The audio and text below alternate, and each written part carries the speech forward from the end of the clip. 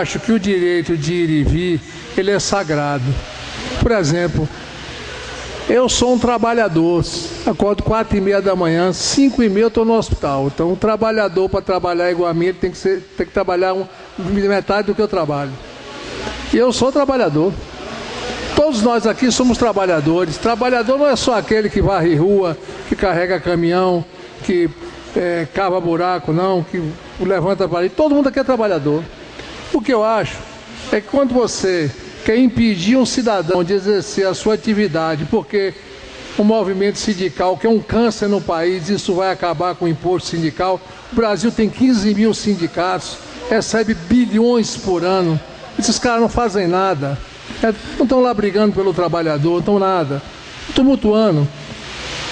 O rapaz estava lá em Goiânia, que o policial deu uma cacetada nele lá.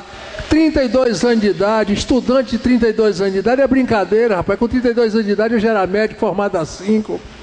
Estava lá no meio da turma, fazendo baderna, esculhambando, não respeita ninguém.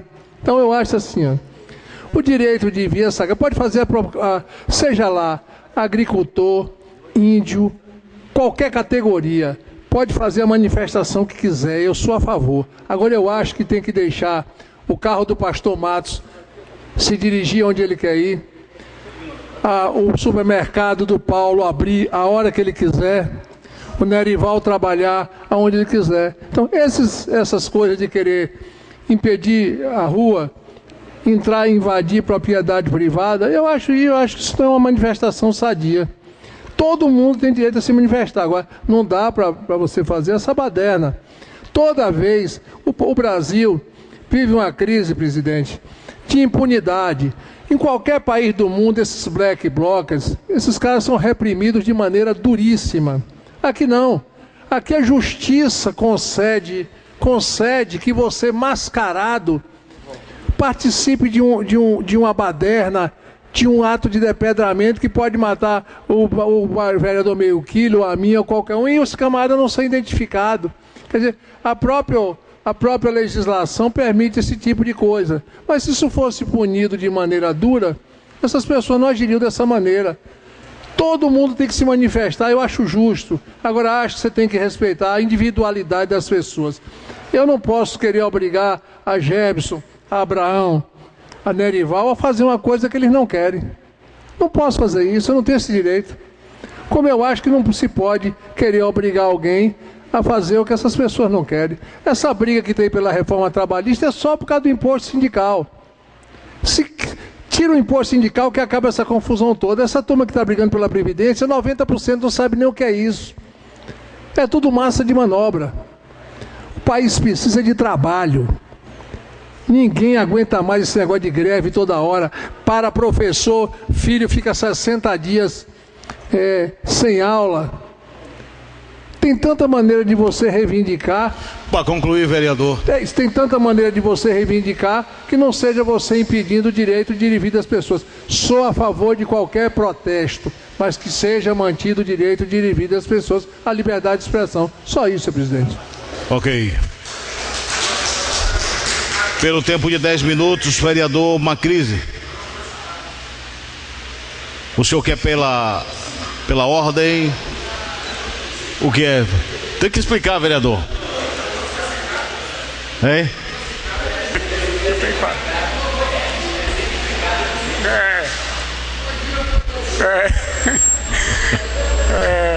Presidente, vi aí atentamente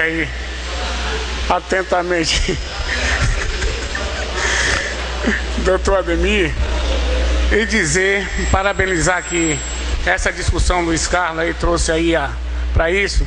A gente realmente, viu, doutor Ademir, a gente está cansado dessa baderna. São todos baderneiros. A verdade é essa. A verdade, doutor Ademir, que a gente fica impedido de fazer nossas obrigações por certa meia dúzia de pessoas. Muito obrigado. Vereador. Pelo tempo de 10 minutos, vereador Macrise.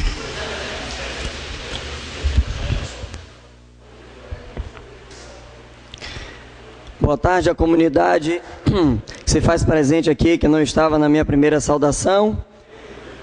Senhor presidente, primeiro, para não chover tanto no molhado, eu inicio falando de que endosso e faço minha também as palavras do vereador Carqueja, quando faz aqui a sua citação. Segundo, eu sou sindicalista, presidente do colegiado dos delegados sindicais do Simpojude, e quero pedir para que o vereador Aldemir Almeida respeite os sindicalistas quando faz a fala generalizada de que todo sindicalista é sem o que fazer, é vagabundo. Vossa Excelência está enganado. Sindicalista é trabalhador que respeita o outro. Vossa Excelência não gosta quando a gente fala aqui fala generalizada. Então tem que respeitar o sindicalista. E aí é importante, quero que garanta minha palavra, senhor presidente. E aí eu quero aqui trazer, porque infelizmente nós temos uma memória ruim do processo histórico, e hoje os direitos que os trabalhadores e as trabalhadoras têm, de uma série de benefícios, do seu seguro-desemprego, de 13º, de FGTS, de Seguridade Social, foi por conta de um processo histórico de décadas, de lutas de trabalhadores e trabalhadoras. Muita gente teve que morrer para a gente ter direito ao que a gente tem hoje. Muita gente foi presa injustamente para a gente ter o que a gente tem hoje. E, infelizmente, nesse momento, em um ano, menos de um ano, o golpista Michel Temer está querendo, em uma canetada, rasgar dezenas de direitos que esses trabalhadores conquistaram a duras penas, com muitas batalhas, com muitos enfrentamentos. E a gente precisa aprender a agradecer a esse monte de homens e mulheres que deram as suas vidas, o seu tempo, o tempo de sua família, para a gente defender e a gente poder ter alguns dos direitos. O movimento que aconteceu sexta-feira, no dia 28, não foi um movimento isolado, foi um movimento organizado pela CTB, pela CUT, pela UGT, pela Força Sindical, com apoio da CNBB, que já declarou abertamente o seu repúdio a esta reforma que vai contra o cidadão, a cidadã. E tem sim partidos políticos dentro, porque a gente tem alguns partidos políticos que têm a coragem de botar a cara e dizer: nós temos erros sim, e eu aponto erros inclusive do meu, mas são partidos que têm na sua essência a coragem também de ir para a luta do trabalhador. E a gente não pode deixar isso correr a revelia. Na de sexta-feira, agora infelizmente, só estava na rua eu e o vereador Abraão, que acompanhou a movimentação lá na entrada do Teotônio Vilela. Ficaria muito feliz em ver que a gente tem mais gente também, além de legislar aqui, que é o nosso principal papel, e eu não posso cobrar que não estava na rua por ser vereador, porque não é o papel de cada um, mas adoraria ver mais vereadores também, direto ou indiretamente, defendendo essa causa. E aí, a gente não pode esquecer os 2 pesos e 2 medidas o tempo todo. Lá na entrada, vereadores, do Teotônio Vilela, quando a gente começou o manifesto, não somente eu e mais outras 2, 3 pessoas, colocamos sim o nosso carro, bloqueando parcialmente a rodovia. E nós primeiro chamamos os policiais e mostramos, conversamos com eles. Olha, a gente não está aqui, a gente não vai quebrar nada, não veio fazer baderna. Agora, infelizmente, ou a gente chama atenção no Brasil todo, porque como o vereador Carqueja já falou, a polícia, os militares foram tirados da reforma, por quê? Porque Michel Temer resolveu: não, eu botei errado aqui, tira o militar. Foi por causa da pressão. Assim como aqui em Ilhéus, não recordo o ano, mas a empresa de ônibus falou: olha, Sultrans e Polícia Militar não tem mais gratuidade aqui, a não ser que esteja fardado. Começaram a prender os ônibus tudo, porque um monte de ônibus irregular, liberaram na hora. Então, ou a gente faz a pressão e cada um usa suas armas. Infelizmente, já que às vezes a gente não tem o eco necessário na Câmara dos Deputados Federais, porque 80% daquela Câmara, ela é vinculada ao grande capital, ao latifundiário, ao agropecuário, aos grandes empresários. Então é fácil sim, eu dizer que sou trabalhador, mas eu sou empresário, tenho uma condição de vida totalmente diferente, tenho uma estrutura totalmente diferente, e é claro que quando eu chegar na minha aposentadoria também vai ser diferente. Eu vou comparar o trabalhador que ganha um salário mínimo, para se chegar a aposentar, para pagar remédio, para comer, muitos ainda para pagar aluguel. Não tenho como comparar. E aqui na manifestação, houve um monte de arbitrariedade, que quando começou a ter uma discussão e uma pressão, e que nós falamos, tudo bem, vamos desobstruir a pista. Depois que os outros 2, 3 carros saíram, o cabo colocou um policial na frente e atrás do meu carro e falou, só sai daqui no guincho. Falei, tem problema, vamos esperar o guincho. Meteu a mão no quadro do meu carro para arrancar a chave de dentro do carro. E colocou um policial na frente e atrás para eu não movimentar. Quando o caminhão do guincho chegou, o motorista não tinha habilitação. O motorista do caminhão do guincho não tinha habilitação. O documento do caminhão não estava no caminhão. Inclusive, aí eu faço jus, a gente via na feição de muitos policiais a indignação, inclusive mostrando que concordava de que tinha que pegar o documento do motorista para verificar. Mas o cabo que estava no comando, todo exaltado, alterado, não, aqui está mandando sou eu, responda só a mim, pode levar. Então já cometeu uma infração. Um outro soldado, também aparentemente despreparado, porque quem olhar as filmagens vai ver que não tinha nem volume de gente e nem ofensiva para jogar inclusive bomba de gás. Se o pessoal está querendo treinar para testar como é que funciona o tiro de borracha, o gás, marca um treinamento no batalhão e vai treinar lá, mas não dessa maneira. E aí foi a primeira arbitrariedade. Quando o meu carro saiu, o pessoal já começou a dispersar porque o carro de som saiu. Quando eu recebi a notícia que um rapaz tomou um tiro na perna, a 1 metro, 2 metros de distância no máximo, a gente foi correr atrás de várias filmagens para verificar como foi o caso. E todas as filmagens que a gente encontra, um rapaz está junto com outras pessoas no acostamento. E aí várias testemunhas colocaram de que o policial passou mandando ele sair da pista. Ele falou, eu não estou na pista, olha a faixa branca aqui. O policial se afastou um pouco, voltou, virou para ele e deu um tiro. Aí o policial correu na delegacia para prestar queixa contra o rapaz. Quando eu estou lá no hospital regional, acompanhando para ver como é que está a situação, chegam 3 policiais militares dando voz de prisão para o rapaz que levou o tiro. Dando voz de prisão para o rapaz que levou o tiro. Aí a gente perguntou, sim, e o que é que aconteceu aí com o tiro? O que é que aconteceu para a prisão? Aí o outro policial, não é prisão não, é só para poder ele ser ouvido. Falei, ora, mas para ser ouvido, não se preocupe não, porque nós fazemos questão de que quando ele saia daqui, ele vai para a delegacia fazer a queixa e o corpo de delito. O policial, não, ele tem que ir com a gente. Sim, e cadê o mandado? Não tem mandado não, o delegado disse que tem que levar. Mas qual a acusação? Não, porque descobriu que tem outra informação lá no sistema sobre ele. E assim o rapaz foi levado na viatura.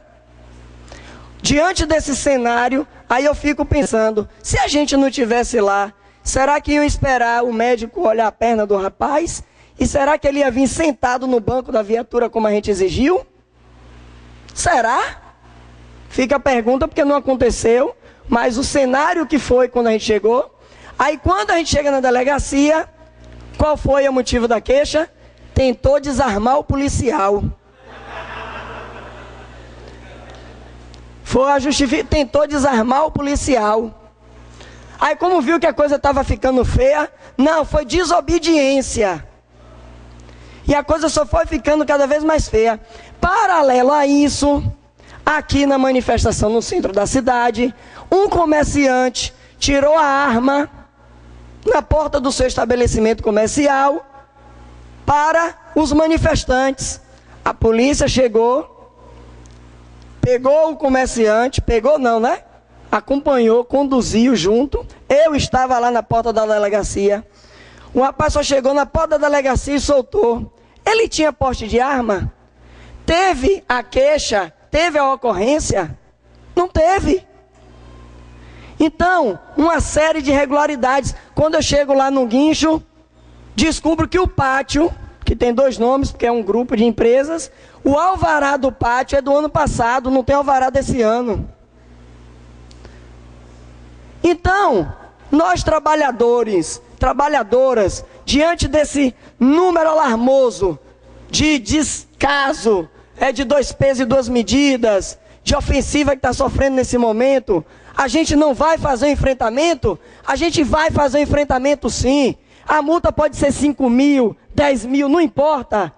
Se eu não puder nem tirar o carro mais, eu não tiro. Mas eu não vou fugir da luta, porque a luta do trabalhador, da trabalhadora, ela é feita dia a dia, no sangue. Eu sei muito bem, aqui, Eribá, por exemplo, sabe, que já trabalhou nas empresas, que quando o pneu de um ônibus fura, cobra do salário do peão. Eu já citei aqui que a empresa terceirizada, por exemplo, lá do fórum, o pão que o diabo amassou, aqueles funcionários terceirizados comem. Então, botar o negociado sobre o legislado na reforma trabalhista é dizer, Carqueja, de que o que está na lei não vale. E na negociação patrão-funcionário tem diálogo? Não tem diálogo não. Ou você faz como o patrão quer, raras as exceções, para também não cometer o mesmo pecado de generalizar, raras as exceções de algum patrão que dialoga para poder de fato fazer a benfeitoria que também atinja direito. Porque quando a classe média, média alta, ficou retada com o presidente Lula, com o governo do PT, quando deu vez para as empregadas domésticas terem carteira assinada, para a empregada doméstica ter direitos, ter adicional noturno, porque a empregada doméstica era uma escrava que morava... A empregada doméstica era uma escrava que morava na casa do patrão. Então a empregada era uma escrava que morava na casa do patrão. Ela trabalhava, acordava 5 da manhã para preparar o café dele, tinha que preparar o almoço, cuidar do cachorro, levar o cachorro para a praça para fazer todo mundo sabe o quê, trazer, dar banho, cuidar dos filhos. Aí de noite ela ainda ia fazer mais para receber salário mínimo. Quantos fazendeiros chegavam aqui nas fazendas, tinha adolescente, ô meu Deus, essa menina está aqui na roça, vou levar ela para a cidade, lá ela vai ter uma cama, vai ter uma TV, vai ter um quartinho. Aí trazia as adolescentes da roça para poder ser escrava na cidade dentro de casa, e muitas vezes abusada sexualmente. Então eu tenho orgulho de dizer sim, eu não sei qual é a vida de cada um aí, mas eu, Macrise, tenho 40 anos de idade, morei no Banco do Pedro, moro no Vilela há 27 anos, meu pai era um pequeno comerciante e a nossa casa era dentro do comércio, a gente morava ao fundo do comércio. O meu guarda-roupa era uma caixa de ovo, porque era um papelão mais duro para a gente poder manter as caixas. Eu dormia na mesma cama da minha irmã, tinha que estar ali comendo pão que o diabo amassou também. Graças a Deus não cheguei a passar fome, mas passei muita privação. Quando no Vilela eu tinha 17, 18 anos de idade, o nosso sonho, quando a gente sonhava muito, era ter uma bicicleta. A gente não podia sonhar muito. Outro dia, há uns 2 anos atrás, eu estava pedindo alguns livros para fazer uma biblioteca na Associação do Vilela. Uma pessoa de classe média alta, que também não são todos que pensam assim não, mas que acha assim, vê o pobre como só um miserável. Eu pedindo os livros para fazer uma biblioteca, ela elogiou. Macrise, parabéns pela iniciativa, leve menos esses livros, porque a gente precisa que nos bairros a gente tenha gente formada, tenha bons pedreiros, bons garçons, assim mesmo ela falou. Só que ela não sabe que os pobres também querem ser bons engenheiros, bons advogados, bons médicos, bons de qualquer lugar que ele possa ir, porque a diferença é uma luta de classe que a gente tem. E essa luta de classe não acabou e não vai acabar, só que agora a gente está entrando em um momento muito perigoso de ruptura do processo democrático e de desmonte, melhor dizendo, dos direitos dos trabalhadores e das trabalhadoras. Por isso, companheiros, companheiras, senhores vereadores, a gente precisa continuar alerta, porque o golpe ainda não acabou. O golpista do Michel Temer está desesperado, tentando entregar tudo que ele garantiu para se manter no poder. E ele garantiu entregar tudo para as empresas multinacionais do exterior. Nós estamos vendo agora o último leilão da Petrobras, por exemplo, foi aberto só para empresas estrangeiras. Nós estamos correndo o risco de perder tudo que garante a soberania do nosso país. Tudo que nós temos da soberania do nosso país. E a gente não vai aceitar. Os movimentos vão continuar na luta, vão continuar na rua. Para concluir, vereador. Vão continuar na rua, vão continuar na luta. E eu estarei junto com eles. E peço a vossas excelências e a comunidade presente que esteja atenta e que esteja participando no dia a dia, na igreja, na escola, no trabalho. Eu cheguei, vereador Carqueja, para concluir, passando no G. Barbosa, 3 da tarde, na quinta-feira. Os funcionários me chamaram, os que me conhecem. Poxa, Macrise, eu queria tanto ir para lá, participar da movimentação. Só que o gerente está mandando chamar já lá dentro agora para conversar com a gente. Eu falei, tudo bem, eu sei que infelizmente você pode perder o emprego, você não vai para lá. Mas use então, só uma tarjetazinha, uma fitinha preta no braço. E se alguém perguntar por que quem morreu, você fala, não, é porque estão querendo matar o direito dos trabalhadores.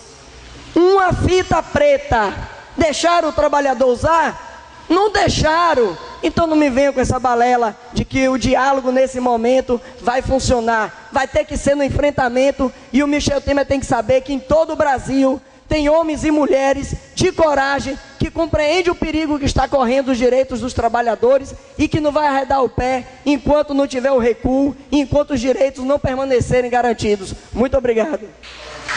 Ok, vereador. Pela ordem, vereador Jefferson Moraes. Alô. Senhor presidente, uma questão de ordem aqui. O meu relógio está marcando o tempo. Eu tinha 10 minutos do meu grande expediente, o vereador me deu mais 10 minutos e o outro mais 5 minutos.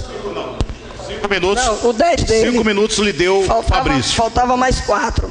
Fabrício lhe deu, vereador, 5 minutos do tempo dele. Foi. E o vereador Paulo Carqueja não estava inscrito. Então, desculpa. Eu entendi ele falar 10. Desculpa. Pela ordem. Pela ordem, vereador Jefferson Moraes. Vereador Macrise, eu inicialmente